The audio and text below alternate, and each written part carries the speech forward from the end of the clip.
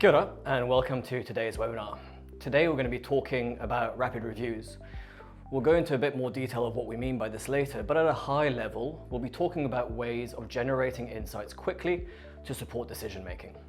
In the current context where existing work programs are being reviewed or new programs are being stood up, this is particularly important to ensure that limited budgets are directed towards the most effective areas and deliver results. Between the three of us on the panel today, we have experience in delivering rapid reviews in different circumstances based on our respective expertises. My name is Nick Leffler. I'm the Organizational Design and Change Lead at Allen & Clark, and I've mainly led rapid reviews in organizational assurance of systems and processes or in response to critical events.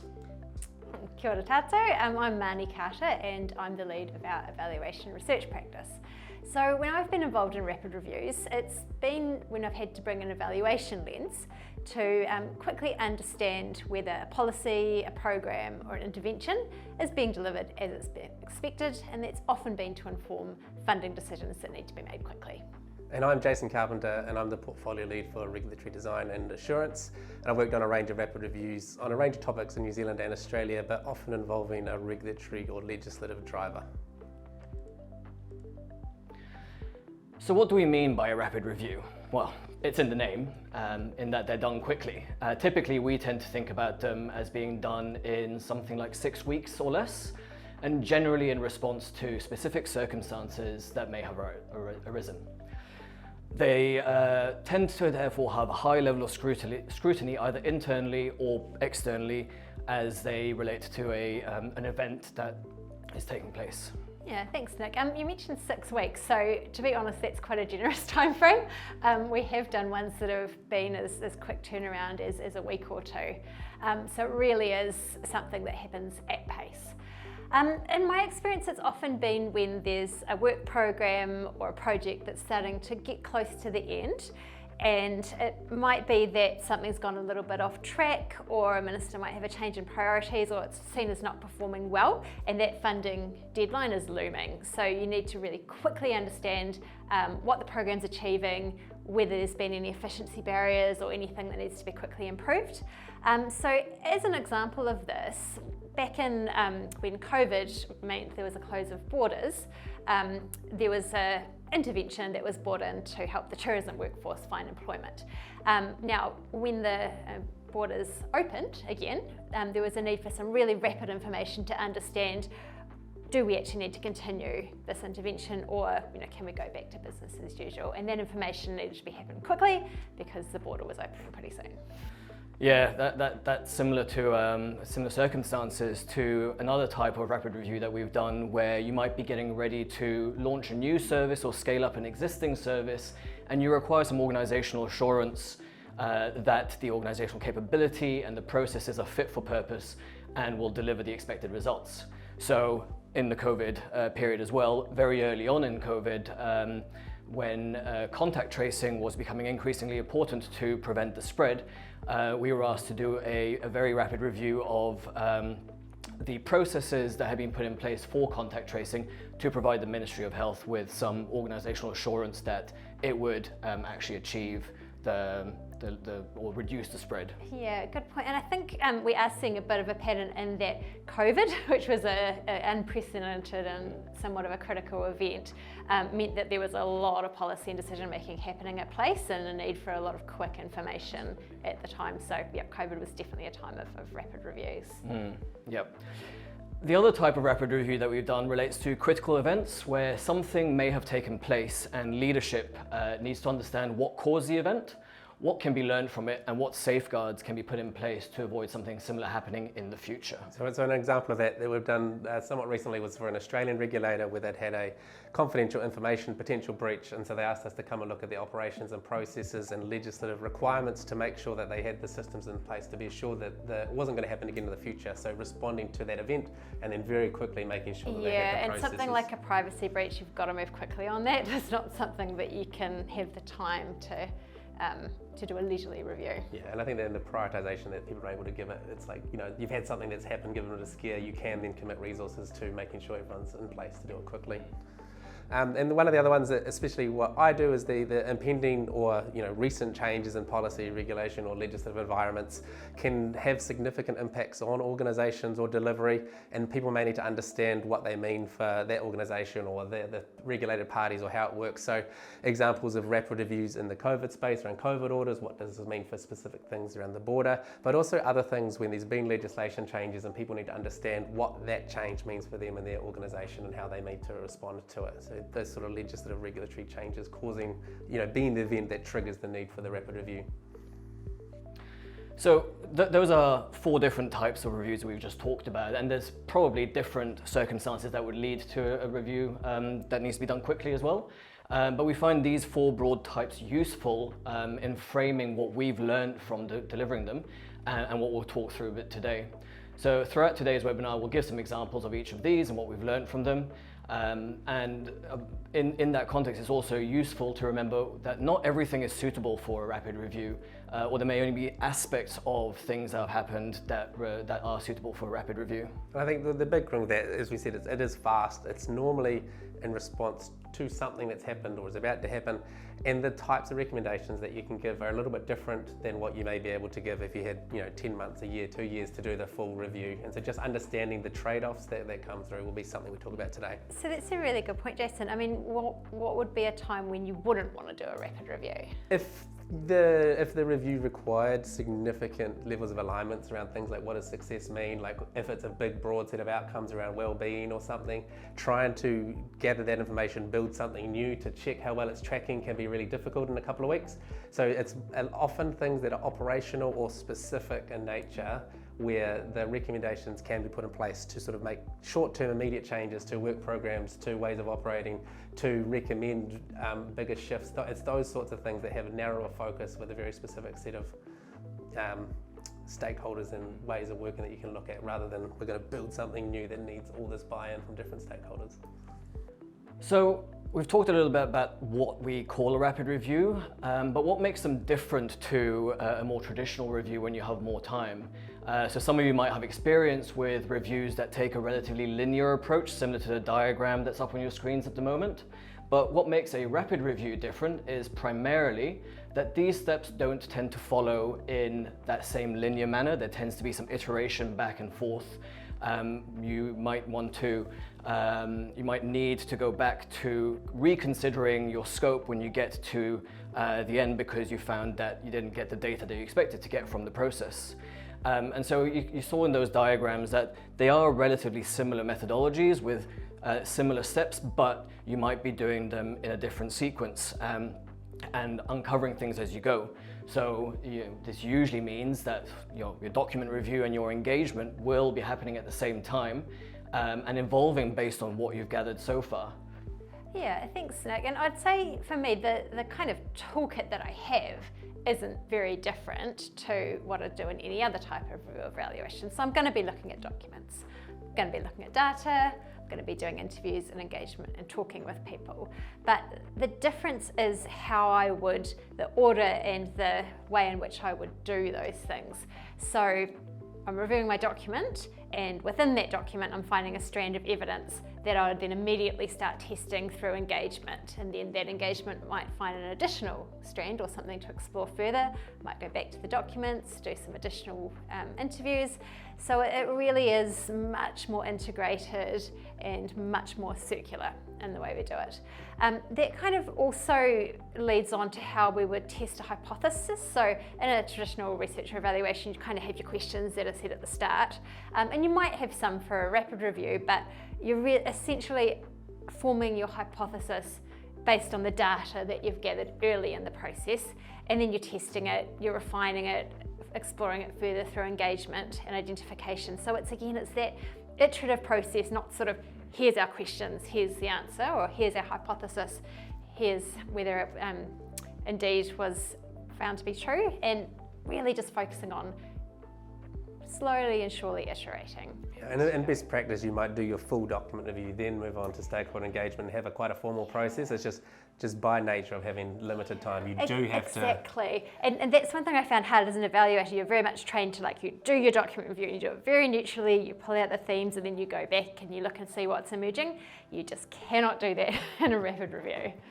And then one of the other key differences that we've found is the nature of the recommendations are a bit different to a full review, and we do find that they do tend to be, you know, linked to an event, linked to something urgent. The recommendations are normally quite immediate in focus, and so they're about triggering action rather than sort of a strategic endpoint 2050. It's more what needs to change right now to sort of respond to this thing that's happened or to prepare for what's coming down the pipeline. And so all of those things that we've talked about, they do represent some of the challenges around rapid reviews. So using interlinked and circular evidence, which we've just talked a little bit about, how the nature of engagement needs to change as the review progresses. Maintaining robustness is a really, really, really important feature of it. It's how do you have faith in the process when you are having to make trade-offs? And then how you go about administering the review process, noting the changes, the potential need to revisit scope, and just managing the engagement. It's a little bit different and something we'll talk about a little bit more. Up on the screen now, we have a quick poll. So we've got 4 things that we're sort of talking through today. What would be keen for you to answer is, what do you see as the biggest challenge with running a rapid review?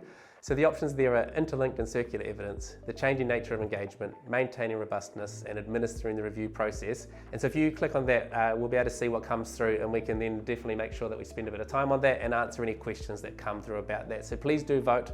Vote ends soon, so put your sort of, initial reaction and get it in, and then we can respond. And if you do have any other challenges that aren't up there, feel free to put them in the chat and we'll address them in the questions at the end.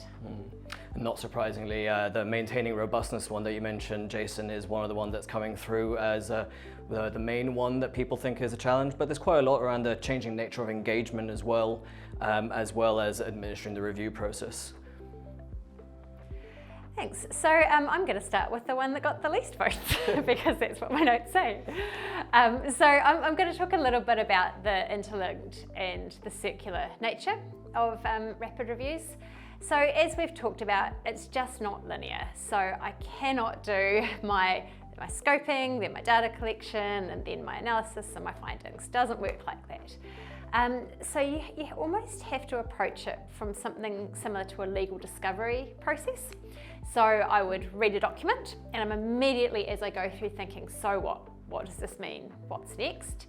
And then the document might have told me that I need to talk to someone, say a program manager. I wouldn't wait. I would then talk to that program manager and then ask them about it, and they would tell me, okay, you need to read these other 5 documents and talk to these other 3 people. So then I would follow that line of inquiry. They might point me to some more documents or back to the original one. With that though, it is important to check in with whoever has commissioned the review. So there is a danger, particularly in a rapid context, of kind of following something that might end up being irrelevant or a tangent, and you do not have that time to waste when doing a rapid review.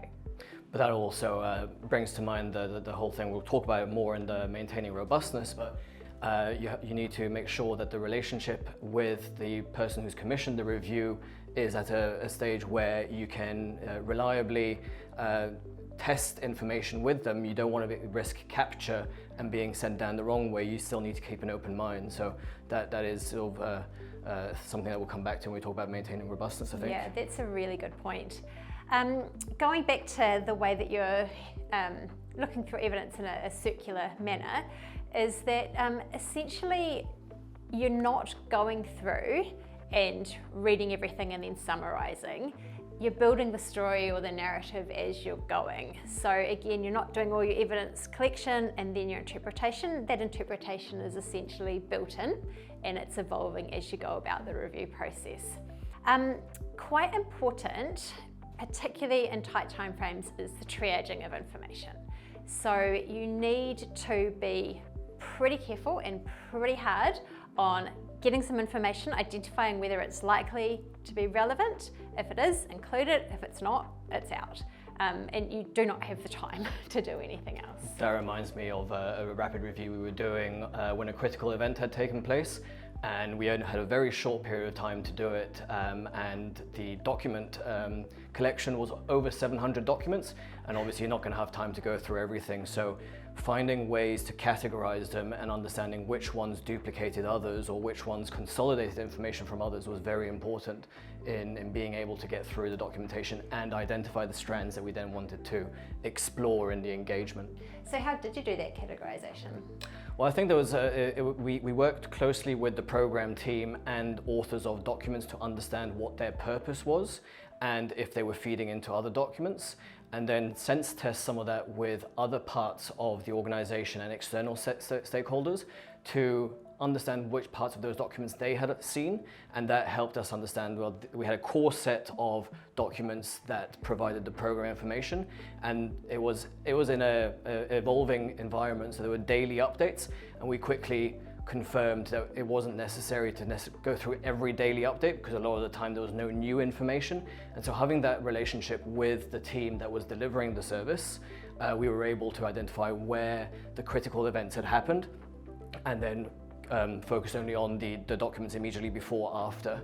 Yeah, that makes a lot of sense. And when you've got 700 documents, there's no way you can get through all of them. And there's a sense as well that you've been asked to be an independent reviewer, so you are having to review these documents with a sort of a lens around like critical eye, like what are you actually trying to answer, who's it for, why is it important, what's it trying to do, and so not just accepting everything at face value, but really it is evidence to the review. It's, you know, it may have lots of other uses, but what you need it for is a little bit different, and so just viewing it as evidence and how you're going to look at it and having a critical eye. And yeah, that's a really good point. And probably the last thing I wanted to say on the interlinked nature of evidence is that because you're following several different tracks at once, it likely means that you're going to be at different points. So you might have followed one strand of evidence and you pretty much quite quickly get to your conclusions, and then it's just about validating that.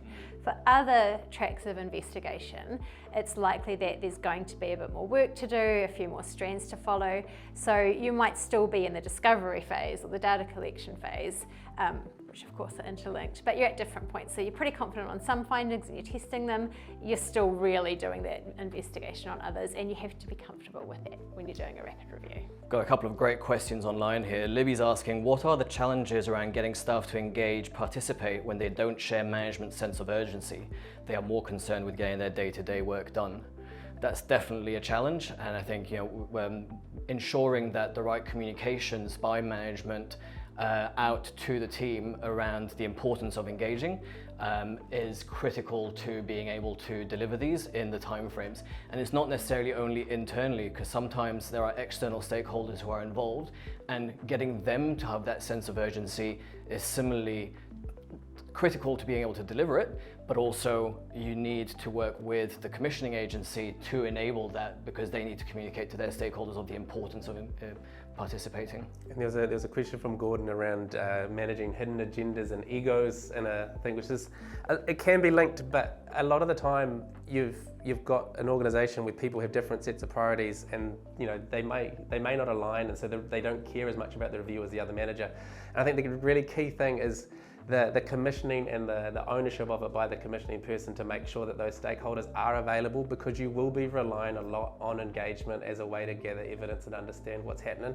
So it just really is fundamental to the whole process that you have a method to make sure that they have buy-in and that they are available, because they are fundamentally key to the whole process. Christine is asking, is there an accepted theoretical basis to the rapid review methodology? So I would say the answer to that is it depends. I don't think, in my experience anyway, you would not pull out your how to do a rapid review methodology book. What you would draw on is other research and evaluation methodologies and adapt them. So essentially you are using a theoretical basis. That might be, for example, if you're doing a rapid review and bringing an evaluative lens, you'd essentially be doing somewhat of a grounded theory approach. I mean, you're going in without necessarily having or expecting to find anything, and you're looking at what's emerging.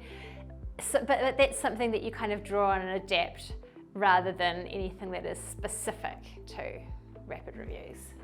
And one of the things with that is that this scope of what's what's in scope and what can be answered with those types of evidence is quite important. So if you're trying to answer really big, broad questions very quickly, then you get into sort of ropier territory a bit faster than if you're talking about more focused, operational things or specific events. The types of evidence that can lead towards conclusions in a robust way is different than we're trying to do whole outcomes for a system. Exactly, and you have to tailor it every time for the length you have, because what you can do in 6 weeks is different to what you can do in 1 or even 2 weeks. So there is a real need to make sure that how you're approaching it is really framed around what time you have and what you're trying to achieve out of it. And we did touch on it just then with the question, but the evolving nature of engagement is something that really defines the sort of rapid review process as we're talking about it. So here we talk about like a broad, narrow kind of approach where your first initial key stakeholder discussions have to be with the most relevant people who have the most pertinent information about what's happened. And so Marnie talked about, you do a review, there's a program manager, you build this view of who are the absolutely fundamental people that you must talk to because they're involved or have really key information. And you talk to them first and then use that to then work out who else you need to talk to unpack the different questions you've been asked to answer. So you sort of start narrow, then go broader. The extent to which you can do that will depend on the type of review, how fast, who's available, those sorts of things. But then really to bring it back, and so that sense of validation and making sure that you are testing what you heard from the broader set of stakeholders with those core group to make sure it's right, make sure it matches with their understanding, all those sorts of things. So to really sort of, start narrow, go broad, and then bring it back narrow to then retest. One of the big things when you're talking about that, when you're setting it up, is like being really clear on why they're included. So with a big review, you can often have secondary objectives to make sure that people are engaged and they feel that they've been listened to. With a rapid review, it's often not possible or feasible to do it. So really having a really clear way to say, this is a core person or organization for this reason, and therefore, I'm going to prioritize meeting with them. These people are really important to the system, but maybe they're a secondary stakeholder I'll get to if I have time. Yeah, and in terms of who is in that core group, I think it's important to know that you need to rely to some degree on whoever's commissioning the review to tell you who's in there, but also on your initial investigations might identify other people that need to be included, and then you kind of need to back yourself in terms of your instinct. So once you've done this a few times, you kind of know who those key people are likely to be, and sometimes you might have a little bit of a firm discussion with whoever's commissioning it on who needs to be there. But as the reviewer, I think you've just got to actually back yourself, and you've been asked to do this, and trust that you're going to know who those people there that need to be in that initial group. And there's also something around taking a critical lens to when you're being told that actually this group isn't relevant, because you get a sense from all the engagement of who might and who might not, and it may be, again, coming back to that thing around making sure of not being captured or steered in a particular direction, that you want to question that when you're being directed to not engage with a group, because you might, through that conversation, actually find some really interesting things. Yeah, very much so. And I think every step of the way, that's when you're being told who or not to engage with, what documents you should include or not, you've got to keep that critical eye in the back of your mind and saying why. And the team is really important to that. It's like you are bringing your experience and your expertise and having done reviews and looked at different organizational approaches to then have that sense of like, is this the right set of people to be talking to? Is there someone else? Is there something missing? Like what else is happening behind the scenes? And I think another part of that is, as you work through the process, the type of engagement does shift a little bit. So at the start, you potentially come in relatively cold to an area. You may know about the sector, but you haven't been in that organisation or that specific area. So you're really having a really extractive sort of, you're trying to get as much information out of the people as you can, as quickly as you can. And then as you move through the process, shifting to a testing and validation kind of approach. So using this hypothesis, using that engagement to then test that you've understood it correctly, test that there's nothing else missing, and sort of use that process to fill in the gaps and to work out where your sort of hypotheses are going to be. One example of that with the Australian regulator around the confidentiality was the initial group was very organisational focused, and then legal requirements, how we're going to operate as a regulator. And then as you went broader, you got into broader conversations around culture and how we like to operate and what best practice might be, and then had to sort of bring that back in and test that with what was a little bit of a set of railroad tracks around completely different views on how the organisation should operate, but having a way of understanding those different pieces and then testing and validating, what they meant in the different contexts and how they might then lead to recommendations, which, generally do tend towards the more legal end of the spectrum in my work around what does the organisation have to do to be safe. But just that extraction to sense making and validation quite quickly as you work through.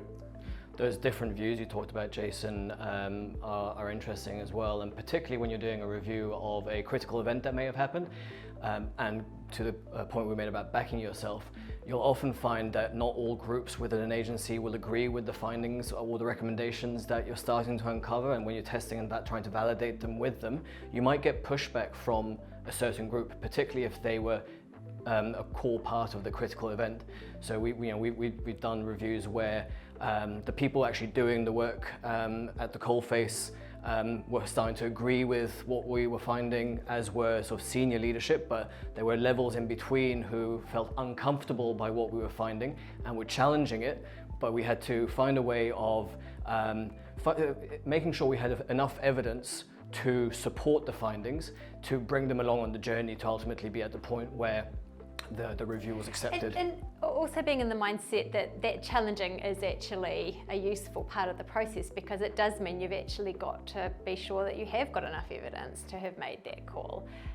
So I quite enjoy that challenge process, because it makes sure you haven't left any stone unturned. Yeah, and if you know that challenge is there, you can then respond to it in the way you set up your report, the way you talk about it, the way you then engage with decision makers to acknowledge that there is differences of opinions based on these priorities or these prioritized things, that this is what the findings are. So back to that big point that everyone was interested about around maintaining robustness, and let's be clear, we are clear that rapid reviews need to maintain rigor, but the speed also means that there has to be an acceptance of the trade-offs and the compromises you might have to make in terms of the completeness of the evidence you're able to gather, the time obviously significantly influencing what you can do in that review. So the decisions you make need to be transparent, as do the inferences you've reached, and you have to document all the caveats and limitations, because otherwise you won't necessarily, somebody might say, well, I don't agree that there's sufficient evidence here. So you have to tailor it to what you're able to do in that time and document everything really carefully. Yeah, absolutely. So one rapid review that I did that went quite off track was one where we didn't do that well enough. So I was coming to it with my evaluator background, and we put a nice little section in our report that lists what the limitations are and what the caveats are. That was not enough.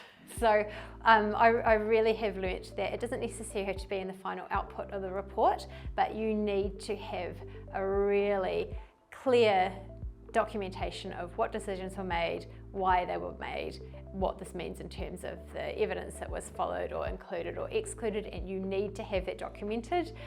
Otherwise there is potential for picking apart and critiquing of findings, and you want to be as robust as you can and make sure you avoid that. And making sure the findings are actually based on evidence and not, it's like there is some of that's the scoping thing, like the types of issues, questions, that are suitable for rapid reviews.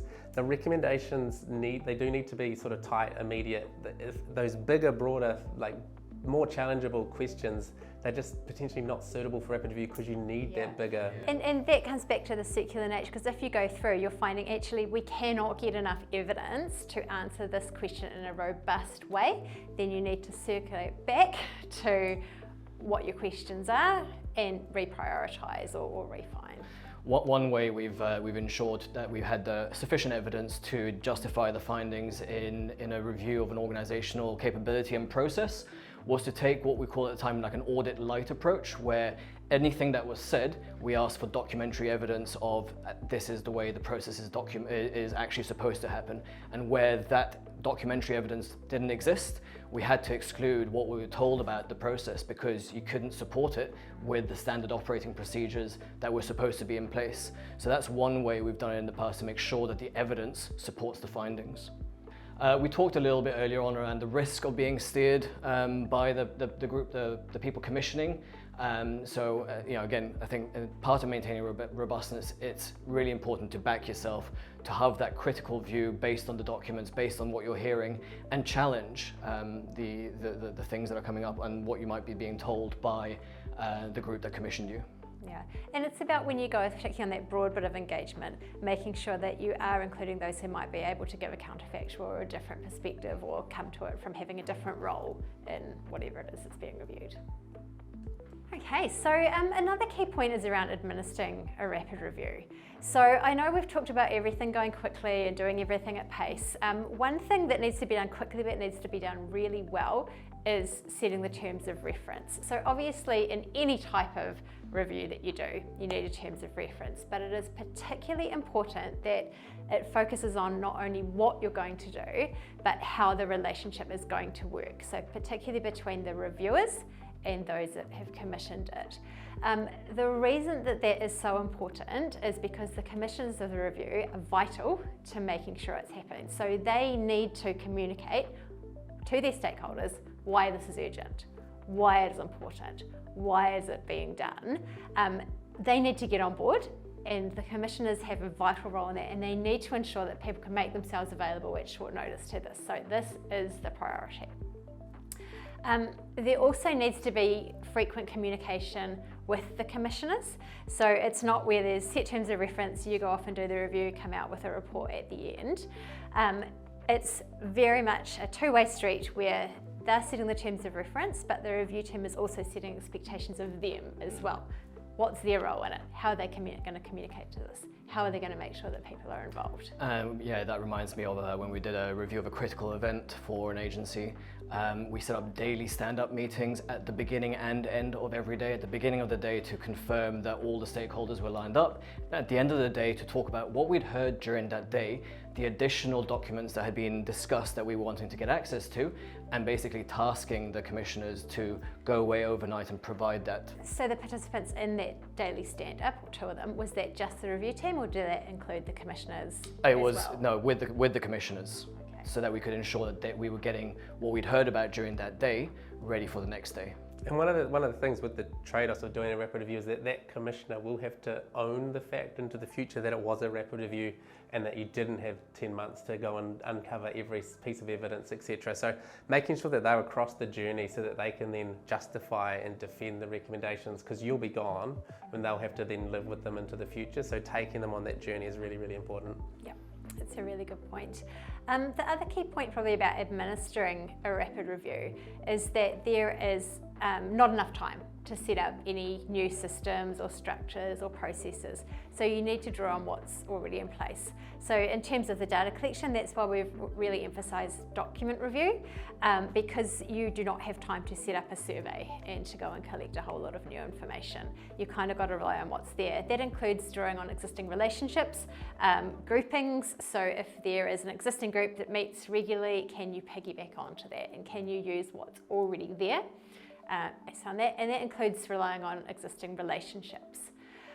So one thing I will say that I've learned is that it makes it particularly important but also difficult when engaging with Māori or Pacific or any groups really, where you might generally want to take a little bit more time, build that relationship, go a bit more slowly. If you've got a week, you do not have time to do this well. So you need to be aware of the compromise that entails, and it might mean that you need to rely on certain people that there's an existing relationship with, that are kind of recognised as spokespeople for iwi, hapu or other groups, and it might mean that you need to draw on existing evidence. So if there's been a Waitangi tribunal that is focused on a particular issue and that's been the established views throughout it, you can draw on that information. That said though, that is one real challenge with rapid reviews, is that doing that engagement, particularly with Māori, but with anyone really, there is some compromise there. So throughout today's webinar, we've been talking about some of the challenges, some of the lessons that we've learnt from doing rapid reviews. And I guess, if we were to distill it into key themes that we would take away from this. Yeah, I think for me it is about that robustness. So it's being clear on the trade-offs that you're making, being really explicit about those, but at the same time ensuring that you're backing your process, that it's going to deliver the evidence that's required to support your findings. Yeah. And I think building on that is that you're going to be working in an ambiguous space. Everything's going to be changing, and you're going to be working at pace. And the team that you build to do the rapid review is really, really important. They have to be used to working with unclear information, making decisions with limited information, testing hypotheses with people that know a lot more than you about different things. Like the team makeup is really critical, and similarly the access to those stakeholders is fundamental. We've talked about that a little bit, but you're trying to work at pace, you're trying to uncover information. The participation and access to their stakeholders in a timely way is super critical to the overall success. Yeah, and for me, it's really that thing around building trust throughout the commissioning process and as you undertake the review, so that the findings will be implemented. So as you were talking about before, you want to make sure that the recommendations can be immediately implemented, as well as then making sure that the team that commissioned it own it, so that you can deliver what you expected. So let's look at some of the questions that are coming through. So James asked, how can you assess the success of regional plans or policy statements? I think that's a really good question, and I think my answer would probably be that would probably be really difficult to do in a rapid review process, and the number of stakeholders and types of outcomes and the availability of data would probably mean that it's better suited to a bigger, longer, more complex traditional review. Within saying that, there's probably parts of the process or operational or how you engage or different bespoke aspects of that would be suitable for a rapid review. So it really is just understanding what you're trying to get out of it, what the breadth of the sort of remit would be, and then what can be done in that sort of rapid time frame. Yeah. Sandy's asked, any tips to avoid the rapid review replacing or negating the future delivery of a potential full evaluation? That's a great question. Yeah, that is, and to me, I think there's a couple of ways you can do that. So the first thing I would always do is be really clear with the commissioner right up front that that is not the intention of the rapid review, and that there will, in most cases, still be the need for a full evaluation. So putting that on the table right up front is pretty key. The second is being clear on the scope of the rapid review. So like Jason just said, there are parts of most policies, programs, interventions that are not suitable for a rapid review. So you are only going to ever scope your rapid review onto the bits that are suitable for that really fast-paced iterative. And again, making that clear that the rapid review is focusing on this bit. There is all of this other stuff that is not being considered and will not be considered as part of the rapid review. And that's where you're going to need to focus on an evaluation. Yeah. And things like the availability of data, that's something you might be able to very quickly ascertain in a rapid review that could then lead to recommendations around the focus of a fuller evaluation in time, and whether the data is available to support a fuller evaluation. Exactly, that's a good point actually. When I've done rapid reviews, I've sometimes had a kind of list almost of the things that would have been nice to cover, but we couldn't, or questions that have arisen that we can't answer through this process, but that maybe need to be looked at. And so the rapid review may have been helpful to actually help shape an evaluation. Yeah. Got another question here from Claire, who's asking, how do you set a good purpose or scope that has integrity and can be maintained? I think when you're working on the scope, there is a bit of fluidity at the beginning of a rapid review process when you're working through what is realistic in the time frame that the rapid review needs to be delivered in. And so there is a process through the commissioning of working with the agency to really confirm what is the intended use of the review, what is the potential evidence that might be available, and therefore how do you set the scope that doesn't need to be changed as you go through the review. I think that might be what you mean about the integrity of the scope, as in you don't necessarily, we showed in the diagram earlier on that you might get to the point where you think you've got findings and recommendations, or you're not able to support those with evidence and you have to go back to the scope, and obviously you want to limit that so that you really are staying true to that scope you set up front. So there is a process up front, I think. So how do you know how kind of broad or how narrow to set the scope? I think that's, it's a difficult question, and it's something you have to work through over time, potentially as you're going through the initial discovery phase, when you're really like that tight engagement that Jason talked about when you're getting up to speed with the program, that might be the point where you're still refining the scope because you're discovering what might be available. And I think they're asking the really open questions, the why, they're not assuming anything and making sure that everything is explicit and just going through a real process to make sure that there's not sort of a miscommunication between what they thought they were getting and what they've actually asked for and how you've interpreted it. So just lots of why questions, open questions, what could go wrong, like why do you want this, what's triggered this, why a rapid review instead of a formal process, and just really unpack all of those assumptions. And then I think one of the things that I like to do is that, pre-mortem, I'm sure there's other words for it, but just ask them, like, if this failed, what's the most likely reason it failed? If this report wasn't accepted, why wouldn't it be accepted?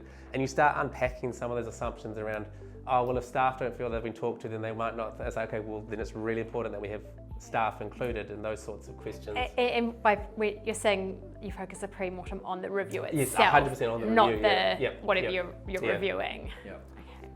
Got another great question here from Christine, who's asking, do you use rapid peer review as you go as well? So when we've done rapid reviews, I guess there's two parts that come to mind in relation to that. So we often do sort of daily internal team stand-ups where we are testing each of our emerging narrative that might be coming out, the findings that we might think we want to test through the next bit of engagement. And that's a really useful point to sense test with the other people on the review around what you think you might want to be focusing on. Because another point we didn't necessarily touch on before is that you might have a team who are doing engagement separately, or different tasks that might not be hearing all the same conversations. So bringing that back together and having those daily conversations around, this is what I think I'm hearing, this is how it might apply to what you heard, and starting to unpick those things. Yeah, I agree. So it's sort of the peer review process is essentially embedded into the doing of the review. So again, it's not that linear, do it and then write the report, someone reviews the report. It's an ongoing and iterative process that is embedded as you are undertaking the review. Yeah, and the really critical eye, especially around that evidence to support the findings, like, do we actually have the evidence to make this finding? Or if not, like, what are we trying to say? There'll be something in what you're saying, and it's just how you frame it and what how you can then go and get more evidence or whatever. And it does come back to kind of managing your own ego. If you're pretty certain on something, you have to be open to the fact that others in your team may disagree, and that really is a positive thing. Got a question from Angela, which was, how can you implement learnings in a moving workforce? And I think particularly in a context of change at the moment, there is a lot of shift in workforces, so that is a challenge in terms of the implementation.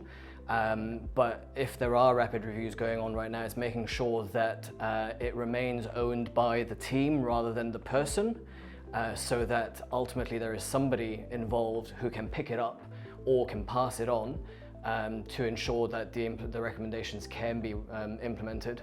Yeah, that's right. And I think that comes back to the fact of making sure that your recommendations are really practical, really implementable, and able to be picked up by whoever is the next person in that seat. Also, while we talked about having a process that is quite iterative and moving, the report itself is static.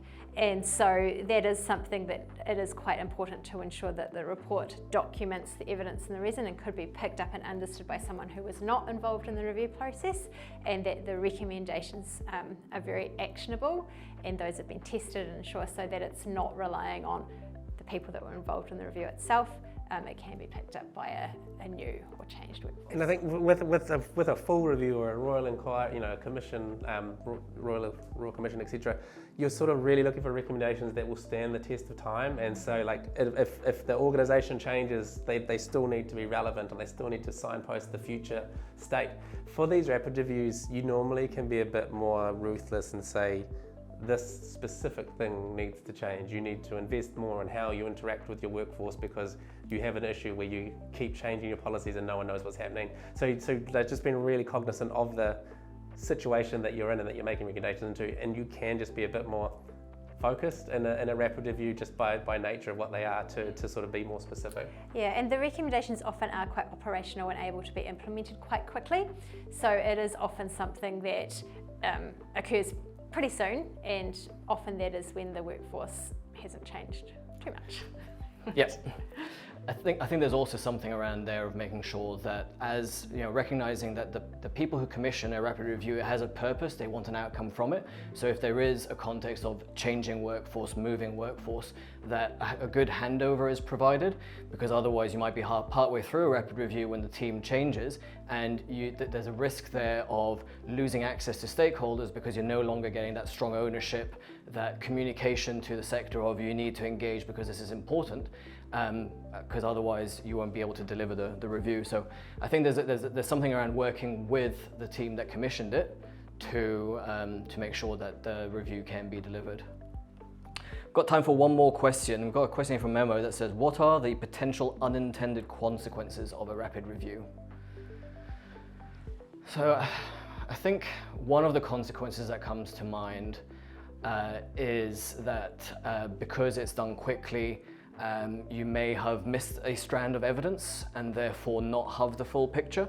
So that comes back to that using interlinked evidence to identify all the strands that might contribute, and that triage of documents. So you know, I think if you the risk there, I think, is that you don't actually have the information needed to provide credible findings. But through the process that we've used in rapid reviews in the past, we've found that we've been able to get a lot of documentation. I gave that example of having over 700 documents. We were able to triage them, and that helped guide the direction that we then went. So I think that's one way to mitigate that. One thing we do find is for a lot of sectors, there's a lack of evaluations, a lack of reports. And so one potential unintended consequence is that your rapid review becomes the only piece of evidence that people can rely on. So it can be over-referenced, you know, given the methodology that went into it, just because it's the only thing that exists. Exactly. And that comes back to being really clear about the limitations and what this can and can't be used to inform. That wraps up our webinar. Thank you very much for joining today. You might have questions specific to your organization. Please reach out and we'll book a time to talk through those with you. We have a collection of webinars on our website, and we'll be running more of these in the future.